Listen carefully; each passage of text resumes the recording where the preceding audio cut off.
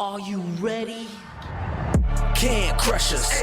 It don't really get no better than this the podcast that you're looking for if you're really heavy into wrestling. Hosted by the Mark. Energy that's so amazing. Gotta keep it entertaining. Rep the Can Crusher Nation. Yeah, you know what's going down in the ring. Lights out when you hit a ding ding. Knock 'em out like boom bada bing. Hold it down, you can crown me the king. Gotta shout out to the Miz and Duke the Dumpster. We choke slamming everybody. Power driving, hit 'em with a face buster. Yeah, this the show you need and it ain't no need for waiting. Mark, hold it down for the Can Crusher Nation. All about wrestling and keep it entertaining. Can Crushers Wrestling Podcast. Time to break 'em, let's go. Yeah. Can Crushers. Yeah. Can Crushers, let's go.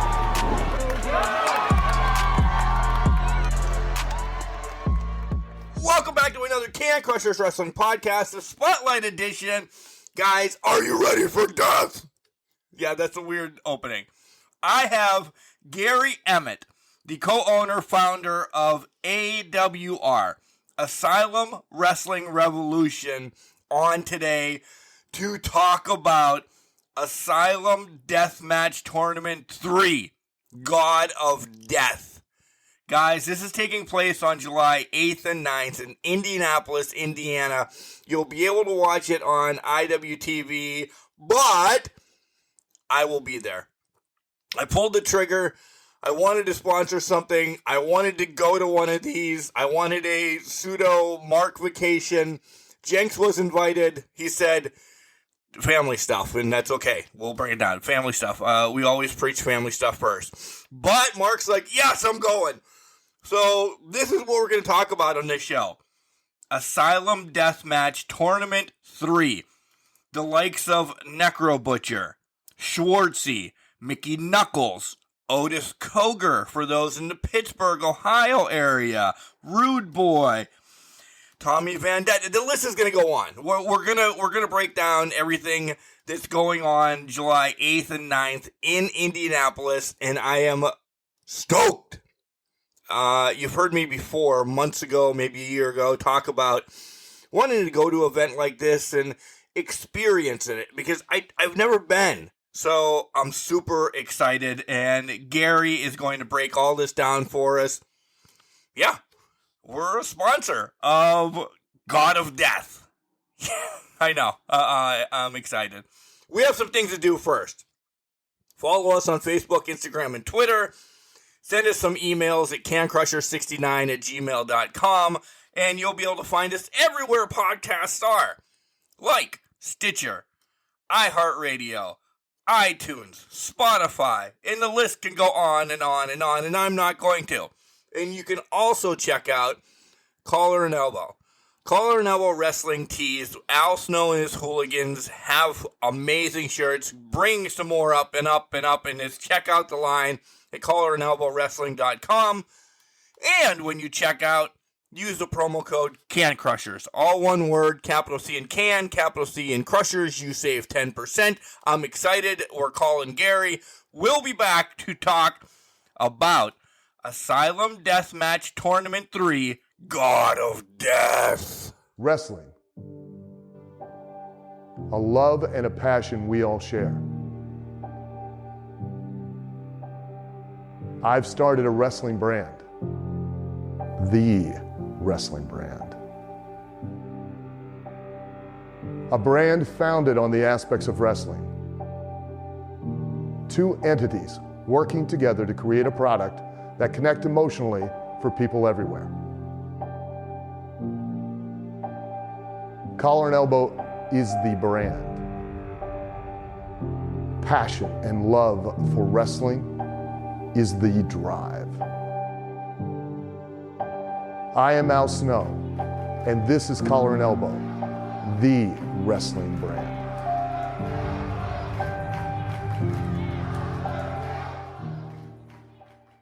And welcome back to Can Crushers, guys. You heard how excited I was in the intro to talk to Gary, so we're not going to bullshit. We're going to get right down to it. Gary, how are you doing? Oh, I'm doing good, brother. I actually just got back from picking up a whole box full of light tubes to get ready. This is amazing. Guys, again, if you don't know who Gary is and you're joining us in the middle of a podcast, I don't know how you do it, but co-owner and co-founder of Asylum Wrestling Revolution, and he reached out, and we are going to be part of Asylum Deathmatch Tournament 3, God of Death. I'm stoked, Gary. You don't understand. I've watched it on IWTV for the longest time. Screw it. We'll just say it like you said. You're popping my cherry of deathmatch wrestling, and I'm fucking pumped. So let's just throw all the glory out the window right now and swear and be truckers. There we go. That sounds good to me. I'm fucking excited just to see that face the first time you see someone get smacked with a light tube, or they come over with a gusset plate stuck in their head. That's going to be the fun part.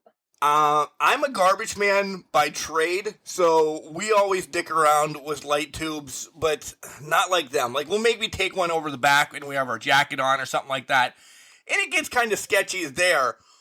It's never full head. It's never having a drug across. Yeah, I'm excited. I might want somebody to do it to me by the end of the night.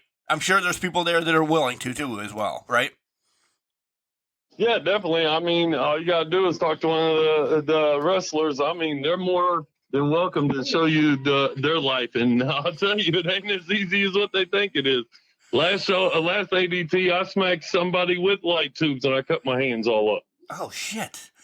Again, it's July 8th and 9th at the Emerson Theater in Indianapolis. But, Gary, let's rewind real quick, because at some point you had to get ready, because I'm going to take a lot of heat on this from probably you guys and normal wrestling fans. When did you discover wrestling in general first? Because there's two different wrestling styles here. What we see on TV in WWE and AEW and Impact and all that, and Deathmatch. So when did you become a wrestling fan? Well, I've said it before, and, I always go back over it because this is one of the most asked questions I actually get, because everybody thinks automatically I'm just a deathmatch wrestling fan. My dad wouldn't let me watch WWF and WCW. I had to watch Smoky Mountain. I had to watch all the old school Bruiser Brody. I had to watch the original Ric Flair. I had to watch all the old school wrestling to get a respect for wrestling at that time. So I was a little bit behind. So, when they dropped the E, I was just getting to the F. So I've been a wrestling fan my whole life. My dad always brags about how when my mom was pregnant with me, he'd make her sit in front of the TV and turn the TV real loud.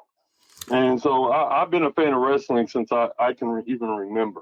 And now deathmatch, that came later. That came when I was a teenager, and, the internet was a good thing, and, not to put my age out there, but you couldn't use the internet without someone picking up the phone and messing up your connection. Yep, I was there.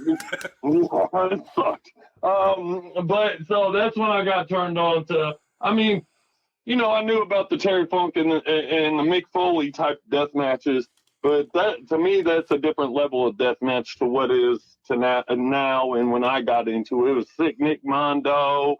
It was, wife beaters, CZW, XPW. When I got into that, it was a whole different level. So, first and foremost, you named some great, Smoky Mountain, and I love those eras as well. We didn't get those. We got TBS where I live and WWF. That was it. Then we started, once internet became available and I was out of college, that's when I found all those old school ones. So yeah, love the old school wrestling. AEW is what I watch today. WWE, it's on TV, but whatever. ECW was one of my catalysts as well. Was that kind of yours as well? With I know you brought up the Mick and the Terry thing. That beyond ECW even, but ECW play a part in this as well. Yes, definitely. I mean, I feel like you can't have a respect for deathmatch wrestling without starting at ECW, because I feel like America, that was our start of the hardcore don't give a fuck era. A lot of us, like you said, a lot of us had different channels. Me, ECW was the thing that I loved. While everybody else, I was the underdog. Everybody was watching WWF and WCW. I wanted to watch ECW. because the stuff they did made it believable in my eyes. It made it like, oh my God, nobody else is doing this. And that's pretty much where I got to the standards of like loving and respecting deathmatch and hardcore wrestling a little bit more than regular wrestling. That was me out of our group. I found ECW and went to a few in like Monaca, Pennsylvania. They always dubbed it Pittsburgh, but it was Monaca. And I was there when Sabu tossed a part of a table out and hit a guy in the front row, and then shit just went awry that night. That was crazy as hell. He got hit by a bottle, and then he just threw a table at this fan and knocked his ass out. That was my first ever ECW event, and I'm like, I need to come to this more. I don't care if I'm coming by myself. I just never pulled the trigger on deathmatch.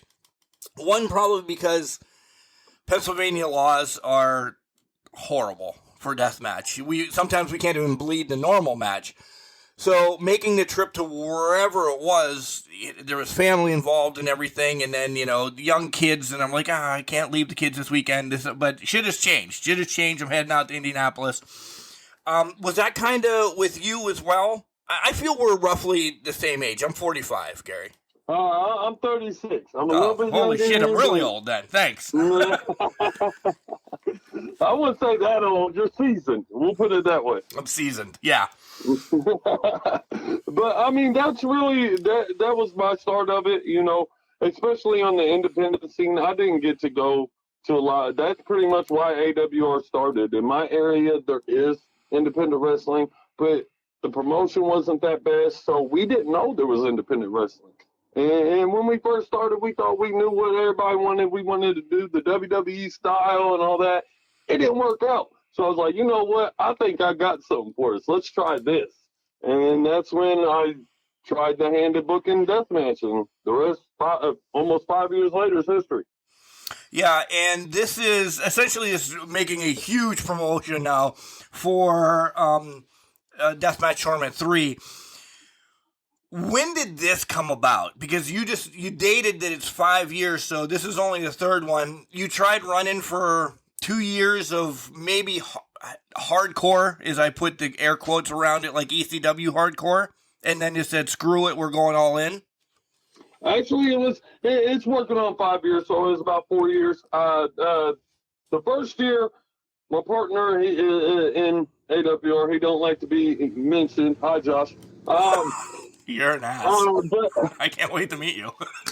But yeah, so he wanted to do. He's more of a WWE fan.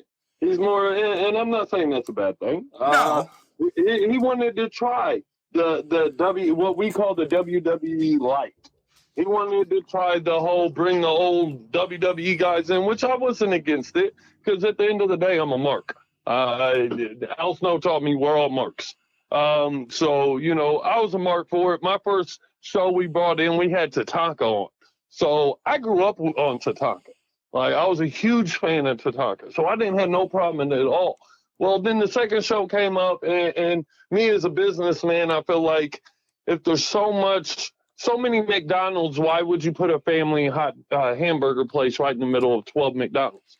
So that's how I felt in our booking. We did not a whole year. I think our first year we only had maybe 4 shows, and we were trying to find ourselves. And after the first year, I was like, you know what, this ain't working the way we wanted it. We're falling in line with everybody else in Indiana, and that's a watered down situation. I mean, if you come here and watch independent wrestling, there's probably 80 promotions that all run the same style, the same family shows. I wanted something different. The same matches, yeah. Yeah. The exact same matches, the same people in independent wrestling in Indiana. There's only so many wrestlers here. So then that's when you start getting the copies. You start getting, this match has been done in 17 other places. I didn't feel like it did anything good for us. So I went to my partner and I was like, look, we've tried this WWE light style. It's decent. It's done all right. Why don't you let me try this? And when I first showed him deathmatch, he was scared to death. He was like, oh my God, no. Because as owners, the liability's on you. Yeah. So he was scared. He was like, man, I don't know if we can do this. I don't, this is some crazy stuff. Does Indiana even allow this? I'm like, yes, it does. So then he gave me a shot. He's like, look, just do one match one time and see how the fans react. So then we did a hardcore / deathmatch type match, and the fans loved it. The first one we did was Joey the Kid Owens from Indiana, him versus Del Patricks.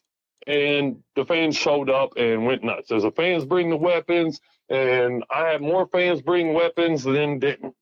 So it's kind of, it sparked his interest. He was like, you know what, there might be something here. And that's why after that show, it was the first ADT. It was ADT 1. He was like, let's do a deathmatch tournament. And that's when it all started. After ADT 1, it was, we do all styles. I still do, wrestling matches. I still do tag teams. I still do women matches. I still do all that. We try to involve every style of wrestling so every style of fan will have a home to come to. You brought up one name who is actually a sponsor of our show, Collar and Elbow. Make sure you use promo code CanCrushers to save 10%. You brought up Al Snow, and you said he taught you.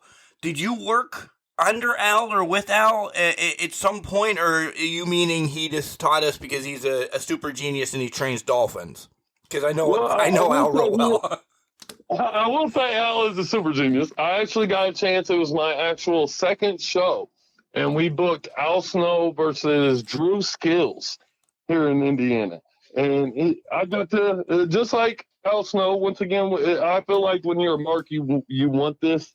You want to pick the brains of the guys you grew up watching. Exactly. You want to, especially coming into this like I did. When I came into this, a lot of people didn't want to accept me because I never trained to be a wrestler.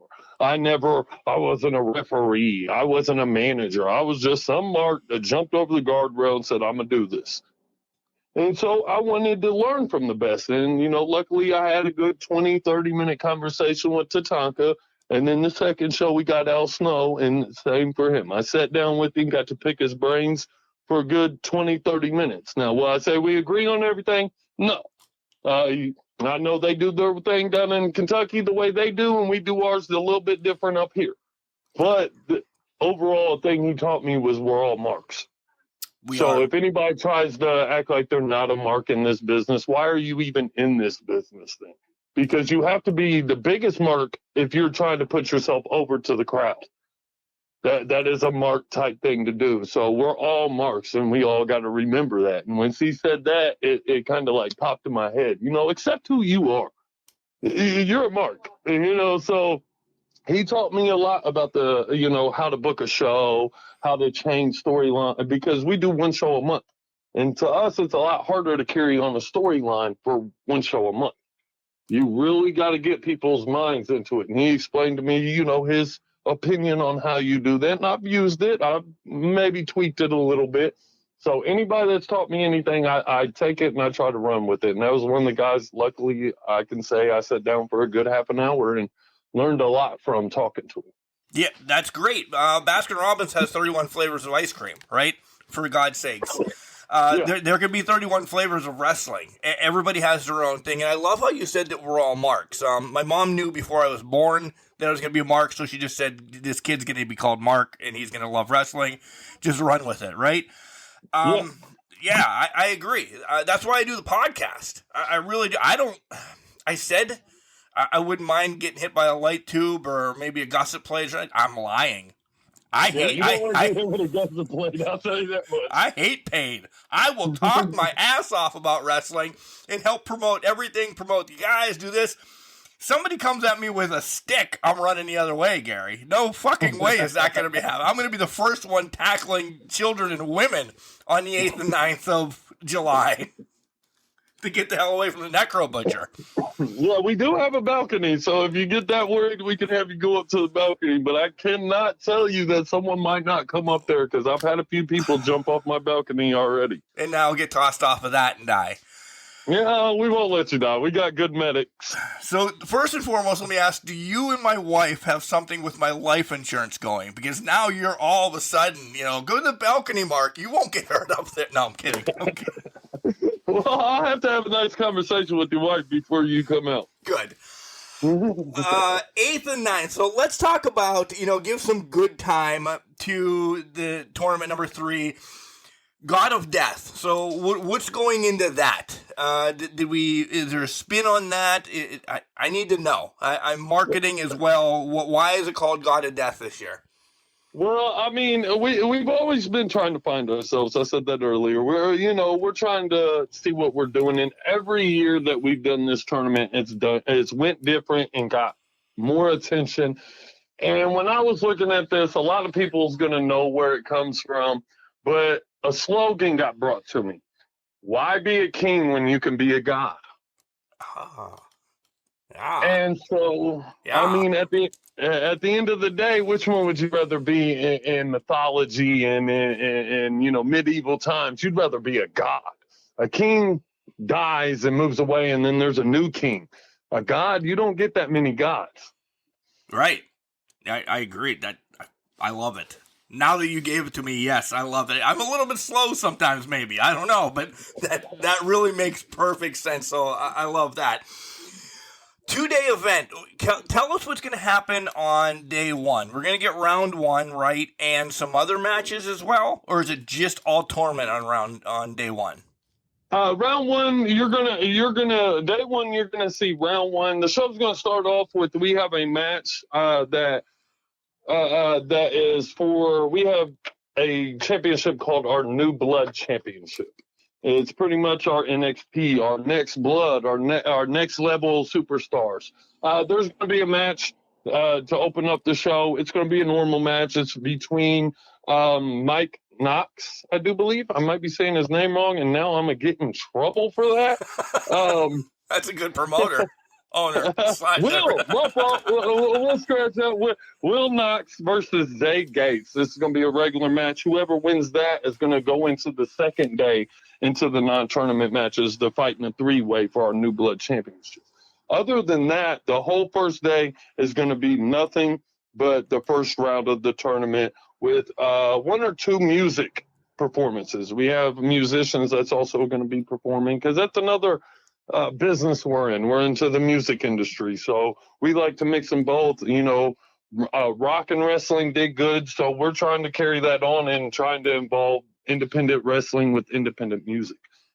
So are you making this then just like, and if you can backhand me through the phone, you may, WrestleMania is now an experience. It's not a show anymore, and it's an experience. So your deathmatch tournament each year is going to be your experience by throwing in music and this, that, and the other, right? Like this is your Super Bowl, this is your World Series, this is your Grand Prix, and all that other terminology that you can use. This is the shit of the shit, right?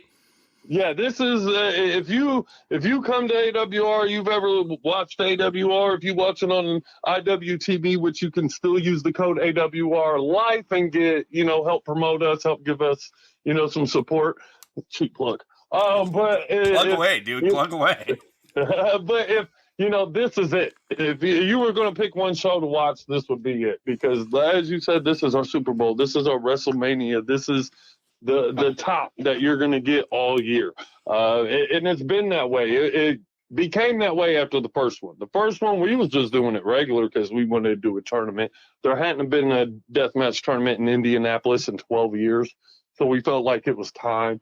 And then with the attention we got from it and the crowd's response, we're like, yeah, this is something we need to do. The second one came up last year, and we actually did a whole weekend of it. We had us, No Peace Underground, ICW New York.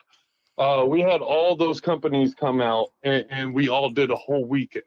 And then with that attention, we felt like, we need to worry about ourselves now. This year is about us. And we felt like if you're going to do it, you got to go big. And that's when we felt we need to add music. We're going to have some food. I might even have a charity, what's the word I'm looking for? A charity type thing there where you get to smack someone with a light tube for $5 and it goes to charity. Or a promotion or something. Yeah. Sweet. Yeah. Yeah, we're going to make it where there might be someone there that the crowd might not like, and for $5 they can smack them with a light tube, and that $5 will go to a charity. That first and foremost, it's hardcore deathmatch or whatever you want to call yourself. you're an amazing human being for that, just because you're giving back even as you're killing people. So I can't wait to meet you, and that bumps me up knowing that to give back, because that could just be more money in your pocket, but you're like, no, we're going to give back. So I give kudos to that. Yeah, I always felt like you have to do that. With us, we actually own a music venue where it's actually the Emerson Theater. My partner owns it. We do that with the venue. We're trying to clean up the neighborhood, feed the homeless. Last year, the year before last, we did a Christmas drive for pretty much a Toys for Tots and earned over $700 worth of toys for kids. So I'm always about giving back to the neighborhoods because I grew up on that side of the track. So I kind of understand how it is to wake up on Christmas and not have a lot. So I kind of want to, if I got the chance to give back, I'm going to do it. Yeah, that's awesome. What was the kickback the first time you guys had a deathmatch tournament in Indiana? I know Indiana is a little bit, less strict, like I said, than Pennsylvania, but there's got to be people who are like, oh my God, these guys, Karens around the world. Did you get a lot of those people saying this is bullshit or stupid? No, actually, it was the complete opposite. And it's been the complete opposite ever since then, because once again, with our venue where it's at, we have a lot of walk-ups of fans that don't know deathmatch wrestling. And it'll be, when we first started, we had maybe 1 or 2 kids in the crowd. Now we have like 30 or 40 kids in the crowds. We have fans that are 40, 50 years old that ain't watched wrestling in years, but because they've heard about it or seen what we do, they want to come see a show. So the only part that's actually been bad is sponsorship or advertisement, because a lot of companies don't like having guys bleeding all out of their face plastered in their business, or, that's pretty much, the state hasn't messed with us. We follow all the rules they give us, even through COVID. When we ran all through COVID, followed all the restrictions, made sure everybody was tested. We made sure to follow everything just so we don't become into the situation that other states like yourself is, where there has to be an athletic commission and nobody can have fun no more. Yeah, nobody can have fun anymore. All right, let's promote the hell out of this. Necro Butcher, Hoodfoot, Mickey Knuckles, not in a tournament, but in an electrified wire mat. What did I see? I saw that early this morning when I was doing prep. Electrified lights, man. That'll be lights with power running to them. Yeah, that's messed up, but I'm excited. Schwartzy, Otis Koger. Again, one that everybody, even here on Can Crushers, JJ Escobar has become iconic again now, because he's getting run over on YouTube and he's blowing warehouses and shit up. So he's one that much younger than me, people are gravitating to. How hard is it to get these superstars, I don't know if they like the word superstars, do they, noteworthy deathmatch opponents on your card? Honestly, luckily, with the way that the independent scene works, most of the time, I will say sometimes other promoters like to put their foot down to where you can't mess with their guys because they're so big and blah, blah, blah. But yep. No, luckily, these guys are down to earth like we are. They want to do exactly what we want to do. They want to, they want to build their name. They want to build their brand. And if they see something that is down their alley, they are all for it. I've been talking to JJ for a while. We actually was supposed to have him in last time, and unluckily he got sick and couldn't be there. So then it was kind of like, oh man, we'll get you back next time. And then 3 came around. That was the first thing I did, is I hit him up. I'm like, how you doing? He had another situation that happened. So luckily he's, healed up. And since he's healed up, he's ready to go. So, luckily I haven't had any issues with the people that I have now. But, not saying it ain't there. A lot of people, that's the bad thing about this industry, is politics. That's wrestling across the board, though, Gary. I will throw that out. There's politics for everything. I agree. Yeah. Is there somebody that you still, mark out about? Like Necro Butcher, I'm going to go crazy about. I really am. Seeing him, I'm going to probably shit myself. Is there somebody like that? You know, you're a promoter. You've talked to Tatanka. You've talked to Al Snow. All of this. You're in the business. But is there still somebody that you would mark out about saying that you have them on your card or you get to go see them? Everyone. I still mark out for Mickey Knuckles every show that we have her. We have her all the time. Every time I just look over and glance over in the locker room, I'm sitting next to Mickey Knuckles. It's kind of like, wow. You know, I watched her videos. I watched the infamous videos and her other death matches and stuff. I watched her in Impact when she was Moose. Yep. The first Moose in Impact. Yeah, right. So, good call. So, you know, it's I have that moment in my chest just because, you know, I mark out for other reasons. Like I was speaking to you off air, Akira. Akira, when I met Akira, nobody knew him. He was just trying to get seen. And I've watched him go from just another guy on the independent scene all the way to now a worldwide name. So, I mean, yes, I still mark out from the bottom names all the way to the top because I'm still, in my mind, lost that I'm promoting my own wrestling show. Yeah. And that's a good way. I feel that if you can still mark out, you still have the love for the business, and it's not. Let's face facts. It is about some of the money, but you still want to put on shows for fans. You want to give them something, and that's your mark out moment, right? Yeah, that's honestly, I feel like everybody always asks me, you know, what's the big thing? Are you trying to get bought out by Vince? Are you trying to this? Are you trying to that? Well, at the end of the day, yes, I would love that. But it's when that feeling leaves, I feel like it's time to leave because it's doing it for the wrong reasons. You know, everybody, like you said, money is a thing. But at the end of the day, the great wrestling is what matters. Because me personally, I could, you know, make money off of it and then do a shitty show. And I wouldn't really be that happy.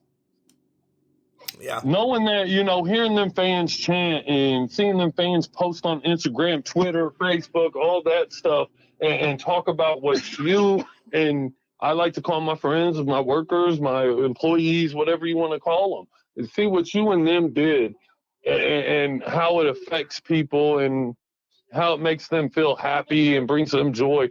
That's the best part of it to me. Yeah. For sure. All right, so July 8th, July 9th, Emerson Theater in Indianapolis, Indiana. Tickets still available. They can still buy tickets at the door. What else do we need to know there? Yeah, you can go. I mean, we have hard copy tickets if you'd like to purchase them beforehand and you're in Indiana. I really, with the time window that we have, I don't want to risk mailing tickets to people.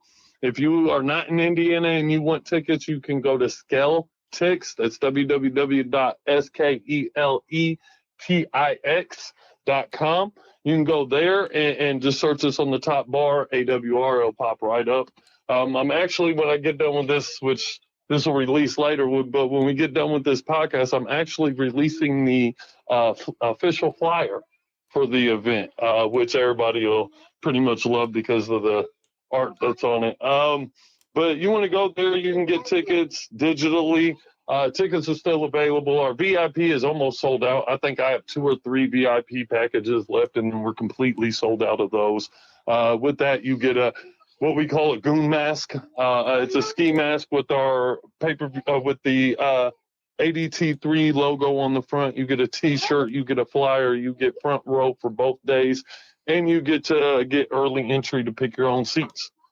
There you go. So, I mean, other than that, IWTV, and that's pretty much the only way you're going to be able to see the event this year is going to be at the event. We were going to be streaming with IWTV, but due to production issues, we'll put it with quotations, there won't be any live stream this year. It'll be uploaded to IWTV a week, 2 weeks after. Wow, I did not know that. So that's late, Brad. That's breaking news right within itself. So if you want to know what the hell goes on July 8th and 9th, make sure you're in Indianapolis. If you want to know what goes on August 8th or 9th, that's when you'll be able to watch this, essentially. They've been a month behind on things that they put up. Let's call a spade a spade. They really have been. Yeah. What else? What else do I need to know? What else do I need to prepare for? If you've never been to a death match, Gary, tell me, what do I go into? You know, come on. I really need pumped up.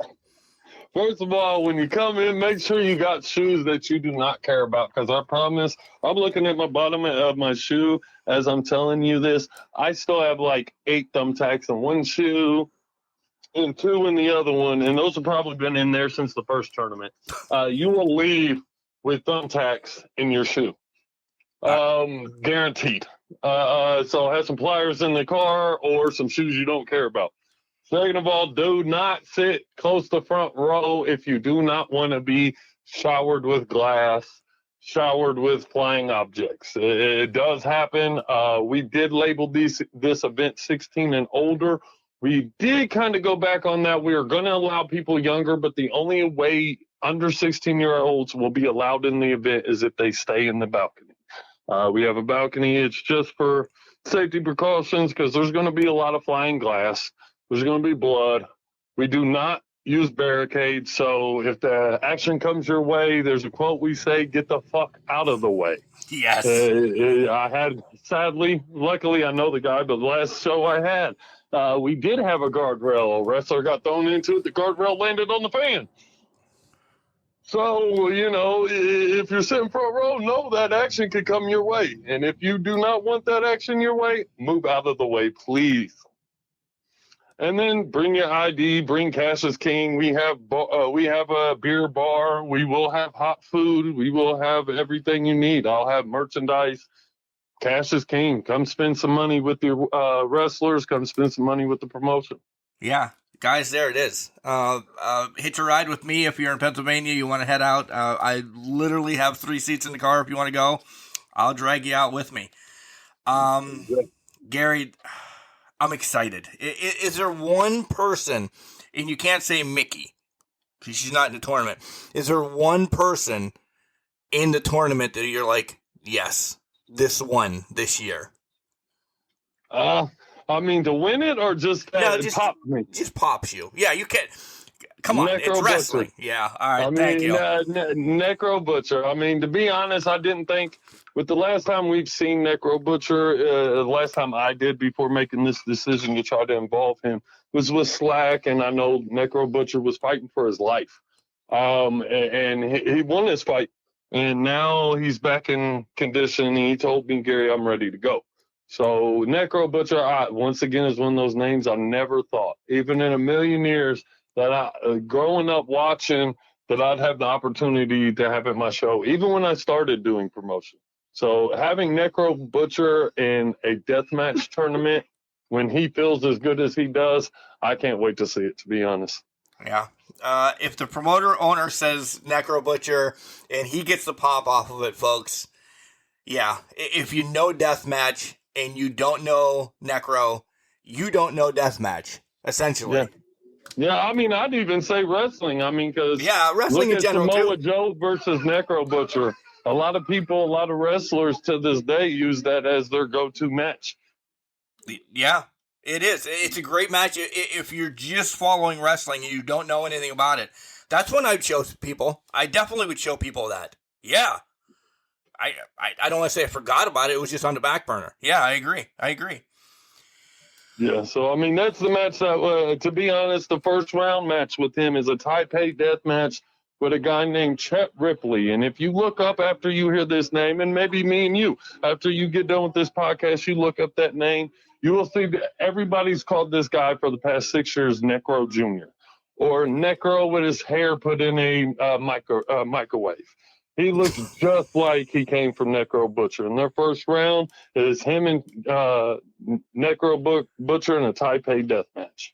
So, I mean, that right there, if seeing Necro Butcher in a Taipei death match again isn't worth the price of admission, then I must be doing something wrong. Yeah, for sure. Anything I forgot about that you wanna bring up before I let you go? Nope. Just make sure you guys come out and watch people's cherries get popped. If you've never been to a deathmatch tournament, this is going to be your very first and best way to see one. Yeah, again, guys, Gary Emmitt, the co-owner, founder of AWR, Asylum Wrestling Revolution, and the creator, essentially, of Asylum Deathmatch Tournament. This is number 3. Again, God of Death. I'm excited for it. Gary, thanks for spending some time with us here. Anytime, man. I appreciate you. Let's do some more. Those final words. Let's do some more. Guys, we spent another 20 minutes on the phone afterwards. We're working stuff out. Huge things in the work for Can Crushers and AWR. Yeah, I'm excited. I cannot wait. You don't understand. This is almost like Mark going to his first wrestling event ever. Mark going to his first baseball game or whatever. This is going to be something I've wanted to do forever. And to jump on and meet Gary and just watch some Asylum Wrestling Revolution. And then I've been following, on IWTV, the death match. Yeah. And just to find out, well, the God of Death, as I said it in the intro, I'm excited. And let's not forget Necro Butcher is going to be at this event. Otis Koger, that you've heard on this podcast. Mickey Knuckles. JJ Escobar, for the young kids getting into a hardcore death match and all of that. This is going to be a blast. July 8th, July 9th, Emerson Theater, Indianapolis, Indiana. Asylum Deathmatch Tournament 3. Be there. I cannot wait. Gary, thanks again for coming on the show. Remember, guys, just because you're trash, it doesn't mean you can't do great things. It's called a garbage can, not a garbage cannot.